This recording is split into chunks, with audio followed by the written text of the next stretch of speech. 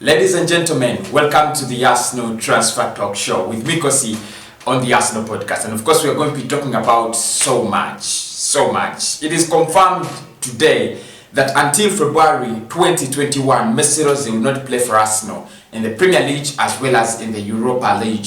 Why is that? He has been axed or chopped or dumped, call it whatever you want, by Mikel Arteta from the 25-man squad he submitted to the Premier League. 25 men that will represent Arsenal in this Premier League campaign. He is not among them. What is the reason? You and me know better. But I talked about this in the morning and I was like, I think it's not the right decision. It's not the right decision, but it has been made. Finally, Mikel Arteta has confirmed that the player will not be playing with us in the Premier League. The midfielders submitted, they do not include Mesut Özil. That leaves him with only one option. In the January transfer window, he can start negotiations and talks with other clubs, wherever he wants to go, because he's literally a free agent. But because it's only time, he only needs time. January transfer window, he's gonna be a free agent. I don't know whether he will decide to leave in January, because it's clear he's not going to play any football at Arsenal. And Mikel Arteta, said something interesting. He said it wasn't an easy decision for him, to decide on who of the 19 should be dropped, because he had to drop 2 players from the 19 possible non-homegrown players, and he chose Mesut Özil. He said it wasn't something easy for him. If I look at those players that, if I look at the alternatives, and he told me Mesut Özil was one of those people that had to be dropped, I would want to believe you, but I wouldn't believe you. But anyway, he has been dropped, it's confirmed. I'll be going through our 25-man squad very soon, so make sure you tune in for that. Let's get the party started into the transfer talk of today around Arsenal. I'll start with a very unique name, Angelo Stiller, Bayern Munich, midfielder. He's a young lad. I think he's in the ages of 18, 19. He's a midfielder at Bayern Munich. Arsenal have lots and lots of interest. I don't know whether you are aware about, you are aware of him. It's called Angelo Stiller. Now, Stiller wants to leave Bayern Munich. He doesn't want to renew his contract, and Arsenal has been tracking this boy for almost 2 years now. Now, this could be an opportunity for Arsenal to sign him. Like I said, he's 18, 19. He's not a big fish. He's not a big signing. So whenever he comes or wherever he comes, he goes. He's not going to be this kind of players that causes this drastic impact. But you never know. We've lost young talents like Serge Gnabry, and then he goes to Bayern Munich. He becomes this kind of player that all of us can't believe. He wins the Champions League for them. He does everything for them, and we're like, why the hell did we let go of Serge Gnabry? So Stiller is thinking about joining Arsenal after turning down a contract with Bayern Munich. Young ballers, young footballers, yeah, they are the future, but I don't think that is what we need. I don't think that's what we need. I don't think Arsenal really needs young footballers right now. If there is anything we need right now, we need an experienced midfielder in that team. Otherwise, we are gonna crash this season. It's either we groom our own or we buy outside. That midfield looks so bad. It looks so bad, especially going forward. Defensive-wise, you might have a word for them, but going forward, there is no one that can explain how bad Arsenal plays, especially in the midfield. So, Angelo Stiller is the first player we are linked with, but not the only one. The other player linked with Arsenal today is Paul Torres. Now, Paul Torres is a Villarreal defender, linked so much with Manchester United. Obviously, we know why, because United have, I don't want to say they have the greatest of defensive problems, because then I'll have undermined the special qualities of Chelsea defenders, because they are the worst in the league. Worst defenders in the league, Chelsea. But Manchester United is linked to this 23-year-old and Arsenal is thought to have wanted to hide the deal. This is total shit. Crap. You know, there is no way Arsenal is going to add, you know, a 13th defender on top of 12 defenders. There is no way. I don't see Arsenal going for another defender right now. At least, you know, Arsenal has one of those, you know, markets buys that are really predictable. At least these days.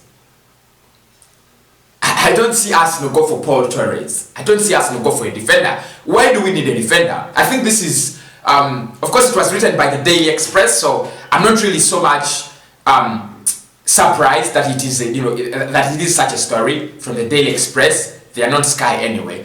But if you think about it, with with time, we shall need another defender. With Scotland Mustafi running out of contract, Socrates also running out of contract as well. If Sid Kolasinac can see the door, and Callum Chambers, who I believe is, some people believe he has a future. I don't believe he has a future at Arsenal.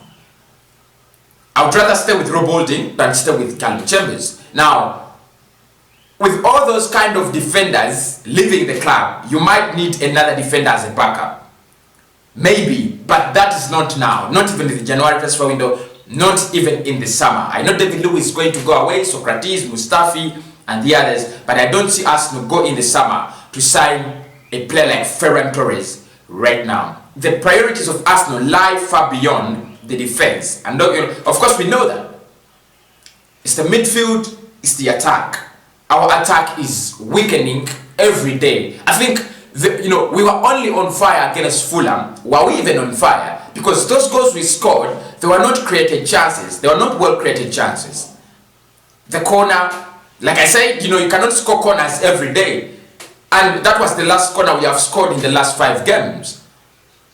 The Lacazette goal, not every team defends like Fulham. So I think Paul Torres, yeah, he's a good player, but I don't see his future at Arsenal. I really don't see his future at Arsenal.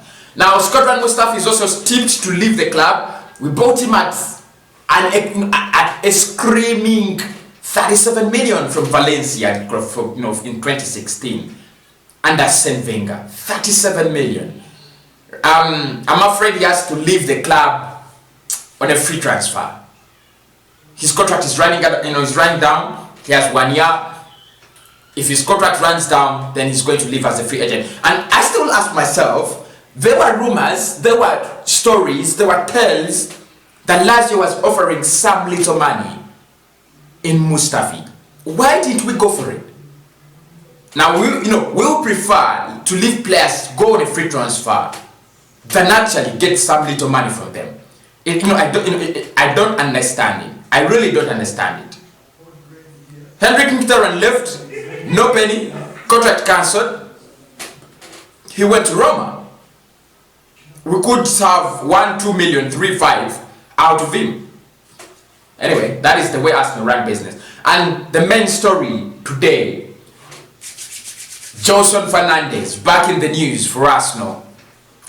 Is this 17-year-old Portuguese winger that many people think is going to become headlines in the coming years. 17-year-old. Of course, for me, if he's going to become headlines, then it must be this season or next season when he's 18 or 19. That's when he can prove to us that he is worth. Now, reports have it that Barcelona, Real Madrid, Arsenal, and wherever clubs you may think of as big in Europe are interested in him, although Arsenal went in with an official offer of 20 million euros and successfully turned down. Yeah, you think about it and you're like, why would Sporting Lisbon turn down 20 million euros for a 17-year-old who has a contract treble, by the way, by then, because his father, an agent, Eusebio Mango, says Arsenal had gone in with 20 million euros, but it wasn't enough, so they decided that the player stays with Sporting for another year. But this is interesting. I don't think a 17-year-old can just come out and say, I don't want to sign a new contract. I think it is the agent behind that. And Suddenly, he comes out and says, I wanted my boy to stay at the club. Obviously, it is clear, it's a clear indication that, he was trying to put pressure on Sporting Lisbon, trying to call Barcelona, involve Arsenal and so on, so that, they could actually get a good deal for the player. But I've always warned against, signing Portuguese players from Portugal, especially those that, are South American. Their contracts have third parties. It's very hard to sign them. They're very expensive, not because they're so good. Look at players like Elia Kimangala. You still remember him, right? Elia Kimangala, one of the worst defenders the Premier League has ever seen. But he was expensive. Manchester City can still remember.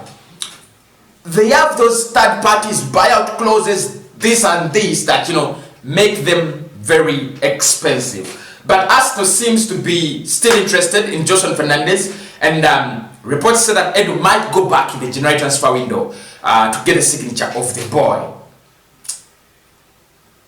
I don't know what I should say. Joelson Fernandes, I've seen his highlights. I've seen, I've seen what he can do. He's a really good kid, a bowler, very good kid. Nowhere, he's not compared. For me, I don't compare him to Cristiano. Of course, Cristiano has had a lot to do, but I still think he's a player who has a very big future of him. If Arsenal can actually get him, it would be a good buy for the future, a good gamble, bargain, I should say. But I think 20 million euros must be enough for a 17-year-old. I've not seen any extra special qualities in him that that he deserves to be bought at 50 million. He's not a Kylian Mbappe, for Christ's sake. He doesn't have a brand.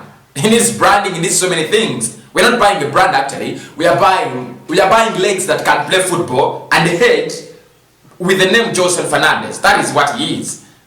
So if you tell me very strongly that this guy is going to cost us 40 million euros like Sporting want, I don't think Arsenal is going to pay for that. Because Aoussemawa was almost the same price. So you expect Arsenal to refuse to pay 40 million euros plus 20 for Aoussemawa, and they pay 40 million euros for a 17-year-old. That can never happen. You know that. Anyway, that is the transfer roundup. Arsenal, Joelson Fernandes, Angelo Stiller, and Paul Torres.